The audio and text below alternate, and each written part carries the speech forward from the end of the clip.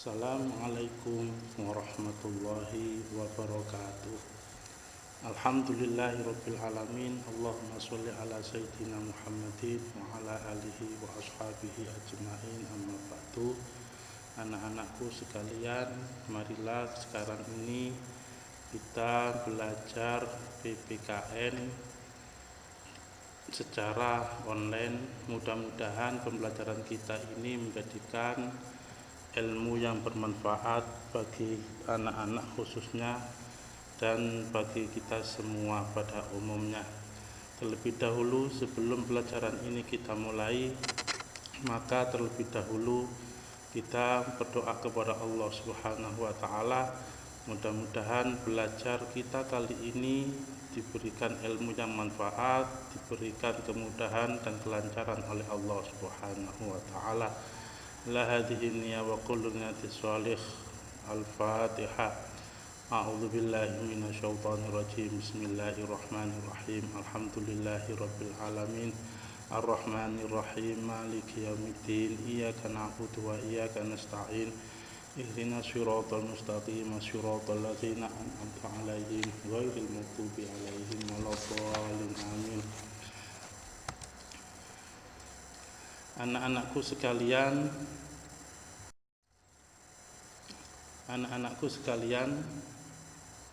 marilah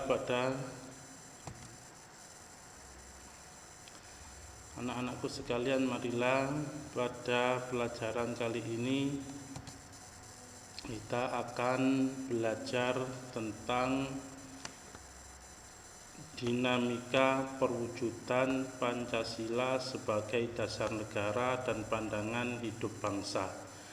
Dalam bab pertama ini kita akan belajar tentang dinamika perwujudan Pancasila sebagai dasar negara dan pandangan hidup bangsa Indonesia. Terlebih dahulu sebelum kita mulai membahas tentang Pancasila sebagai dasar negara, lebih dahulu kita menyanyikan lagu Garuda Pancasila sebagai pengingat kepada kita bahwa Pancasila sebagai dasar negara ini. Mari kita bernyanyi bersama-sama.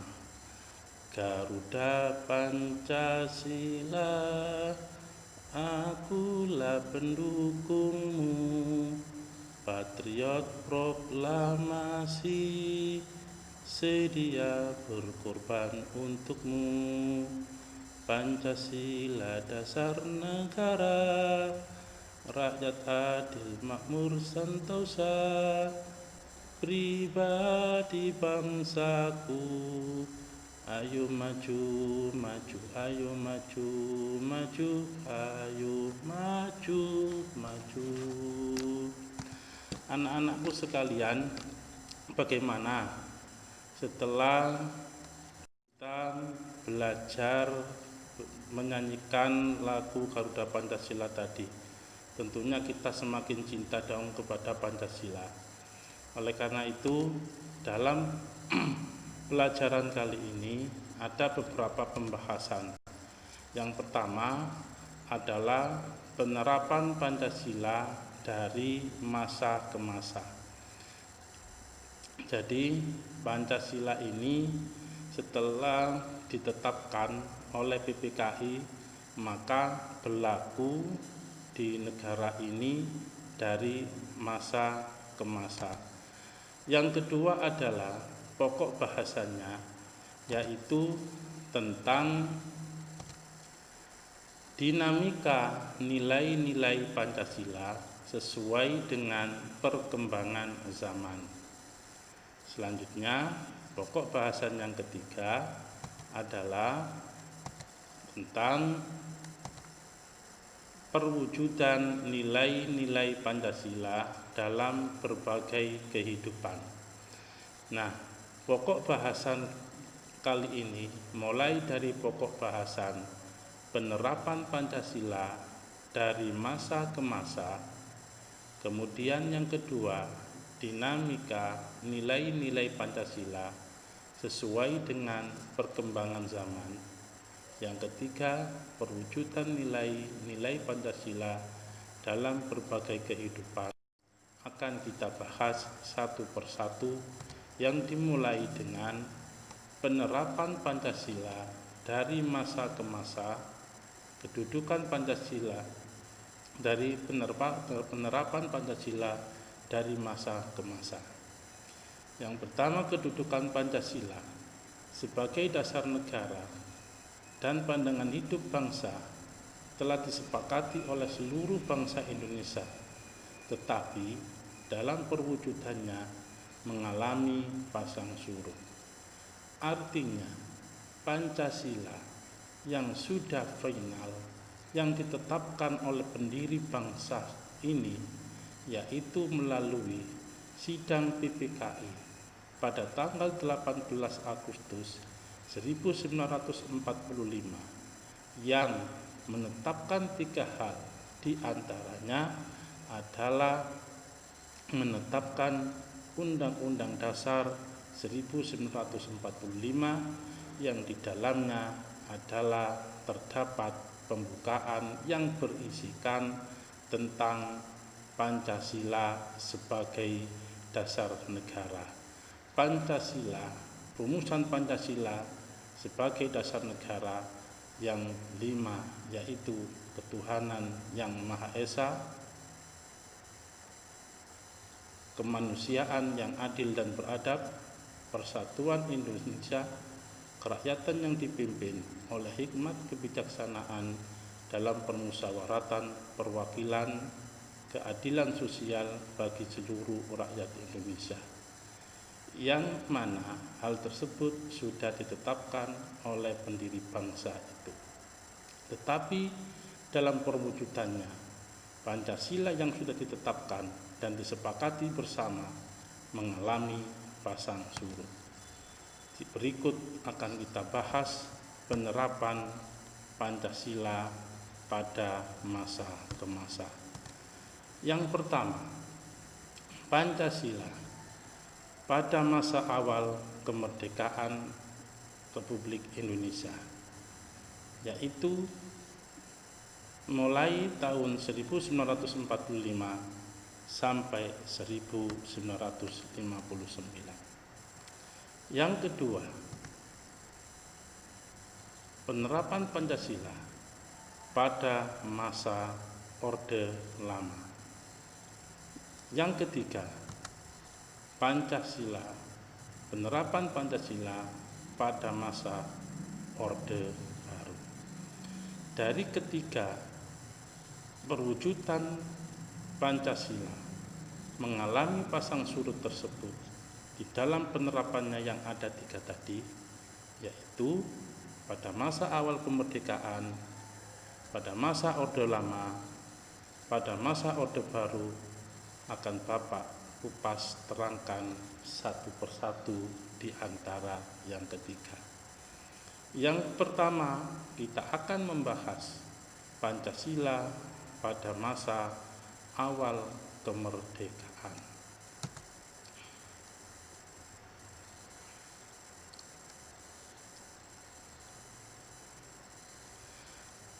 Oh iya, Pancasila pada masa reformasi. Mari kita bahas satu persatu Pancasila pada masa awal kemerdekaan.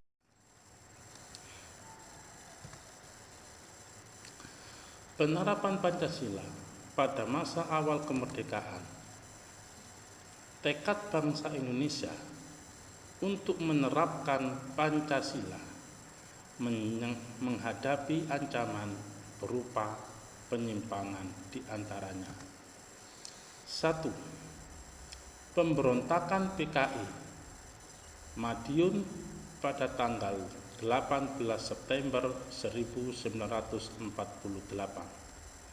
yang dipimpin oleh Musso dengan tujuan mendirikan negara Soviet Indonesia yang berideologi komunis. Anak-anakku sekalian, pada pelajaran kali ini kita akan membahas penerapan Pancasila pada masa awal kemerdekaan. Pada awal kemerdekaan, Pancasila yang sudah ditetapkan tadi mengalami ancaman. Yang pertama adalah pemberontakan PKI di Madiun, Jawa Timur pada tanggal 18 September 1948 yang dipimpin oleh Musso. Tujuannya adalah mendirikan negara Soviet Indonesia yang berideologi komunis. Artinya, dasar negara kita yang berdasarkan Pancasila tersebut oleh orang-orang yang menamakan dirinya sebagai PKI. PKI itu adalah Partai Komunis Indonesia. PKI adalah Partai Komunis Indonesia. Ingin menggantikan Pancasila, digantikan dengan ideologi negara Soviet Indonesia yang berideologikan komunis. Berarti ingin mengganti ideologi Pancasila yang sebagai dasar negara diganti dengan ideologi komunis.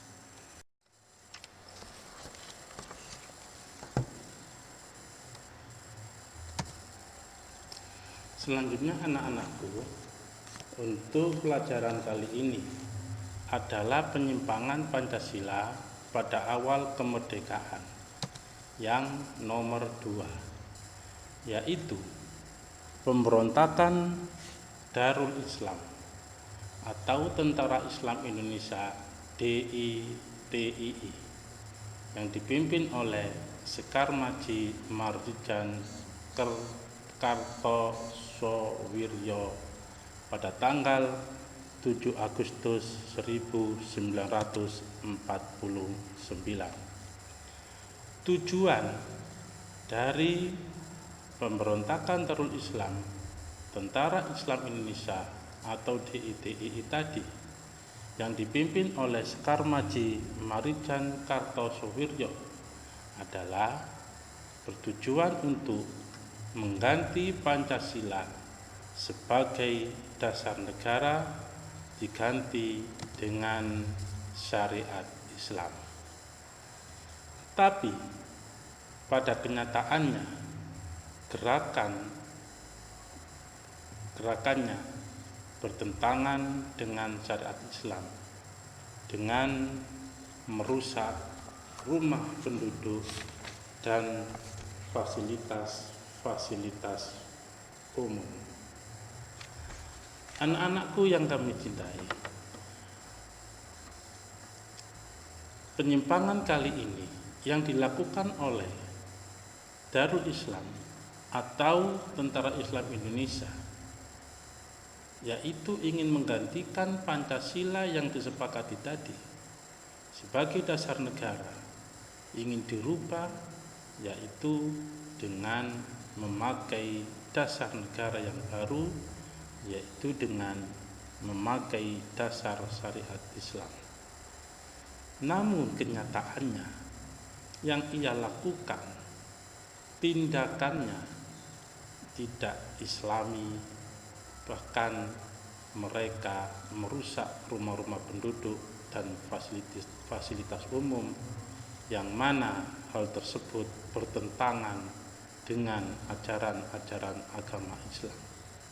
Intinya, dia ingin menggantikan Pancasila sebagai dasar negara yang sah di negara ini diganti dengan ajaran dasar negara syariat Islam. Tetapi pada kenyataannya yang dilakukan oleh mereka adalah bertentangan dengan nilai-nilai agama Islam. Mereka merusak rumah-rumah penduduk, mereka merusak fasilitas umum, yang mana hal yang demikian itu telah dilarang oleh agama Islam itu sendiri. Selanjutnya, penyimpangan Pancasila pada awal kemerdekaan yang nomor 3 adalah pemberontakan Republik Maluku Selatan atau yang dikenal dengan RMS yang didirikan oleh Christian Robert Stephen Soumukil pada tanggal 25 April 1950 dengan tujuan membentuk negara sendiri dengan wilayah meliputi Maluku Selatan, yaitu pulau atau kota-kota besar yaitu Seram, Ambon, dan Buru. Pemberontakan ini juga ingin memisahkan diri dari Negara Kesatuan Republik Indonesia.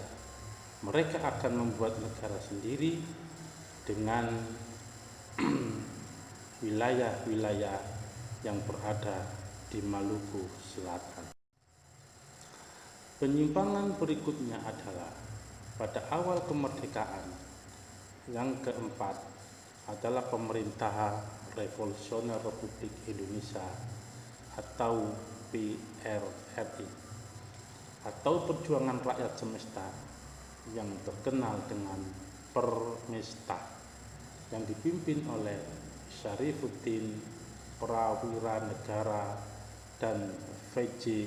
Sumual pada tahun 1957-1958 di Sumatera Selatan.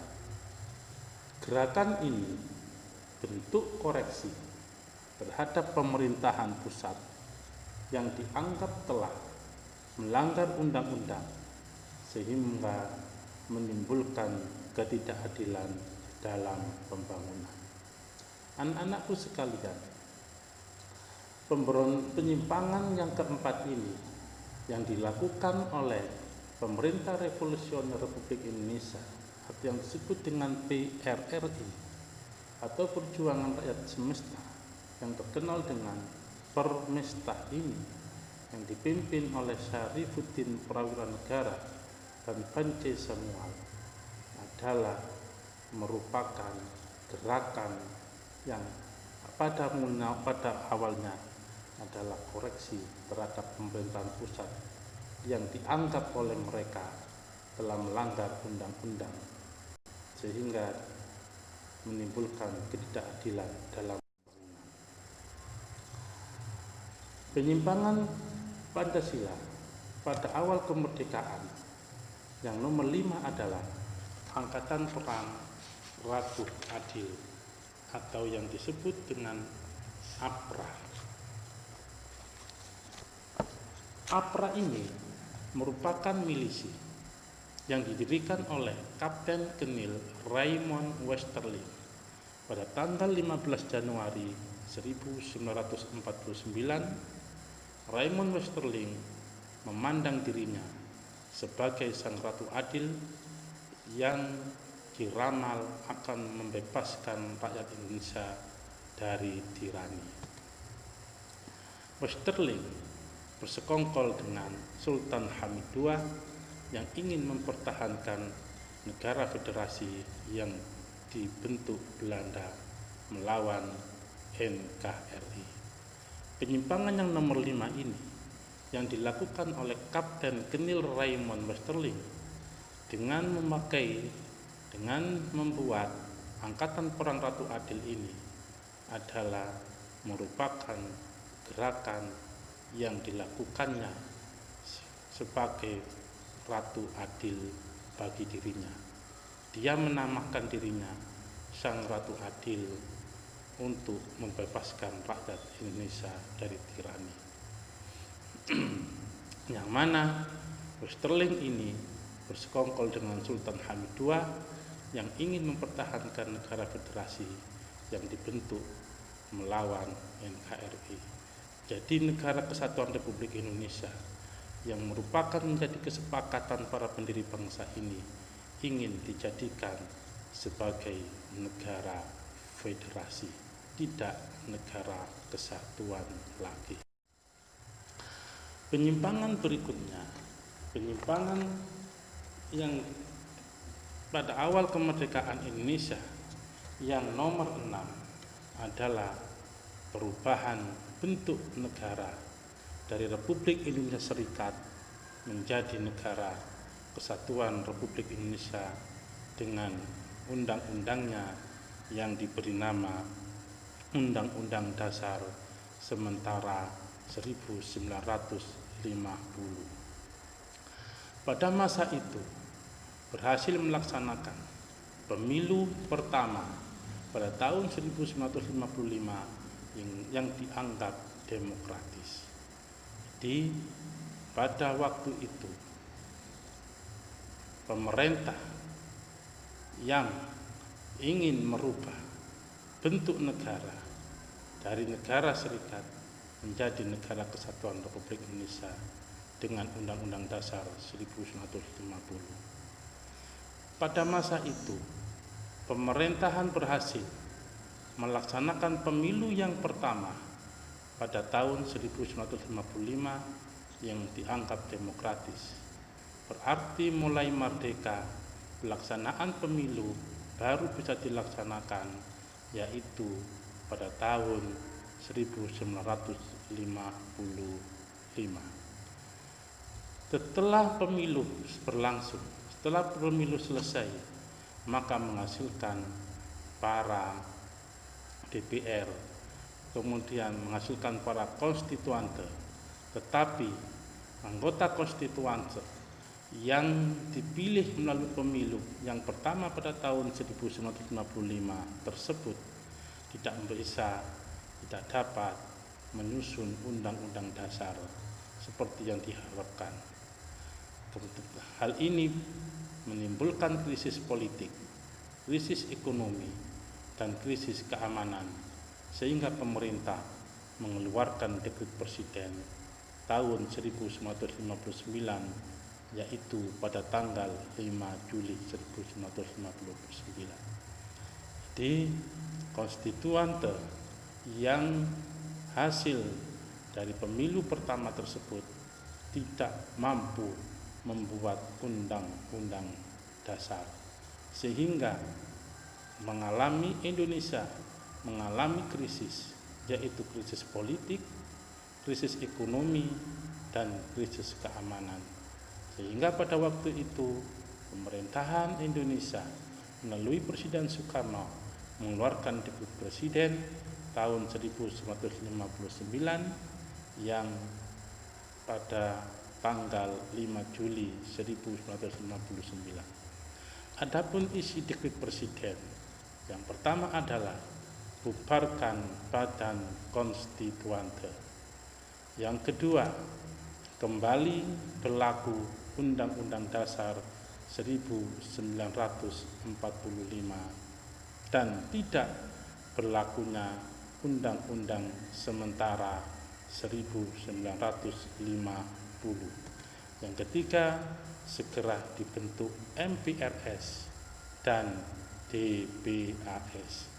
Anak-anakku sekalian, dalam masa ini ada pelajaran yang sangat penting di penyimpangan Pancasila pada awal kemerdekaan yang nomor 6 ini, yaitu adanya pemilu yang pertama pada tahun 1955. Yang kedua adalah pelajarannya dalam tahun ini hasil dari pemilu yang dipilih konstituante yang mestinya bisa menyusun undang-undang dasar, tetapi mereka tidak mampu untuk menyusun undang-undang dasar, sehingga terjadilah krisis politik, krisis ekonomi, dan krisis keamanan. Maka pemerintah untuk mengatasi krisis politik, krisis ekonomi, dan krisis keamanan tersebut membuat suatu dekret yang diberi nama Dekret Presiden tanggal 5 Juli 1959, yang mana isinya adalah bubarkan badan konstituante, kembali berlaku Undang-Undang 45 dan tidak berlaku Undang-Undang Dasar 1950, segera dibentuk MPRS dan DBSS. Pada periode ini pemerintahan tetap memakai dasar negara, yaitu Pancasila, tetapi penerapannya lebih diarahkan pada ideologi liberal. Oleh karena itu, anak-anakku, selamat belajar dan selamat menyimak. Mudah-mudahan pelajaran yang kita pelajari pada hari ini dapat menjadi ilmu yang bermanfaat dan diridhai oleh Allah Subhanahu wa taala. Dari saya, Assalamualaikum warahmatullahi wabarakatuh.